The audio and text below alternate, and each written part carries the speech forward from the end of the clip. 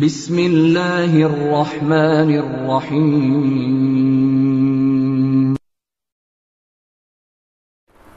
బిస్మిల్లాహిర్రహ్మానిర్రహీం. మిత్రులారా, మనిషిలో ఒక జిజ్ఞాస ఉంటుంది.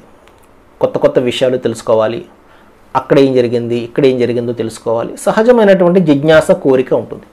అయితే అది జ్ఞానాన్ని పెంపొందించే దిశలో ఉంటే పర్వాలేదు. అంతే తప్పించి ఒకరిని నాశనం చేయాలనో లేకపోతే ఇంకోటి ఏదో చేయాలనో అతను ఆ జ్ఞానాన్ని సంపాదించడమో లేకపోతే కూపీర లాగడం అది చేస్తే అప్పుడు మళ్ళీ నష్టం జరుగుతూ ఉంటుంది. సోదర మహాశలరా, దైవం మానవాళికి ప్రసాదించినటువంటి అద్భుతమైనటువంటి జీవితంలో ఉత్తమమైనటువంటిది ఏదైనా ఉన్నది అంటే అది విలువైనటువంటి సమయం. ఇది చాలా జాగ్రత్తగా అతను సద్వినియోగపరచుకోవాలి.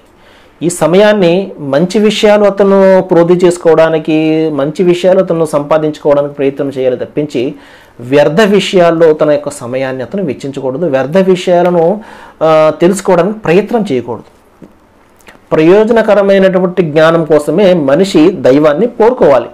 ప్రయోజనం కలగాలి. ఆ జ్ఞానాన్ని అతను సంపాదించుకున్నాడంటే అతని జీవితంలో మార్పును తీసుకురావాలి. అతని ద్వారా ఇతరులకు అది మేలు కలిగించాలి తప్పించి పనికిరానటువంటి జ్ఞానాన్ని సంపాదించుకోవడం ఎంత వ్యర్థము. కారుణ్యమూర్తి మహాప్రవక్త ముహమ్మద్ సల్లల్లాహు అలైహి వసల్లం రద్దు చెప్పారు, మిన్ హుస్నిస్ లామిల్ మర్ఈ తర్కుహు మాలా యల్నిహి అన్నారు. అంటే ప్రయోజనం లేని విషయాలు, పనికిరాని విషయాలను వదిలిపెట్టడము మనిషిలో ఉత్తమమైనటువంటి దైవ విధేయతకు చిహ్నము అన్నారు. దైవ విశ్వాసానికి చిహ్నము అన్నారు. ఏది? పనికిరానటువంటి విషయాలను విడిచిపెట్టడము. సోదర మహాశయరారా, దైవం కూడా కొనాల్లో చెప్తాడు, మీకు పనికిరానటువంటి విషయాలు ఎదురైనప్పుడు కాలు సలామా, మీరు సలాం చేసి పక్కకు తప్పుకోండి అని చెప్పేసి, ఇజా కాతమహముల్ జాహిలూన కాలు సలామా. జాహిల్ అంటే అజ్ఞానులు ఎవరైతే ఎదురవుతుంటారో వారితో డిస్కషన్ చేస్తూ టైంని వేస్ట్ చేసుకోండి. కాలు సలామా చేసి మీరు పక్కకు వెళ్ళిపోండి. బాబు నీకు దండం అంటారు చూసారా, నీకు దండారా బాబు అని చెప్పేసి పక్కకి వెళ్ళిపోండి అని చెప్పాడు అంతిమ దైవగ్రంథం ఖురాన్లో.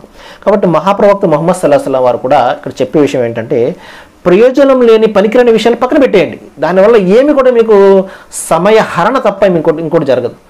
కాబట్టి ఈ విధమైన విషయాలను పక్కకు తప్పుకోండి, వీరికి దూరంగా ఉండండి. ఈ విధంగా దూరంగా ఉండడం దైవ విశ్వాసంలో భాగం అన్నారు ప్రవక్త ముహమ్మద్ సల్లల్లాహు అలైహి వసల్లం వారు.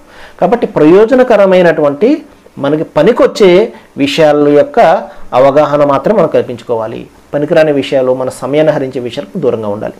సర్వేజన సుఖనో భవంతు. రండి ఇస్లాంను తెలుసుకుందాము. Thank you very much. జై హింద్.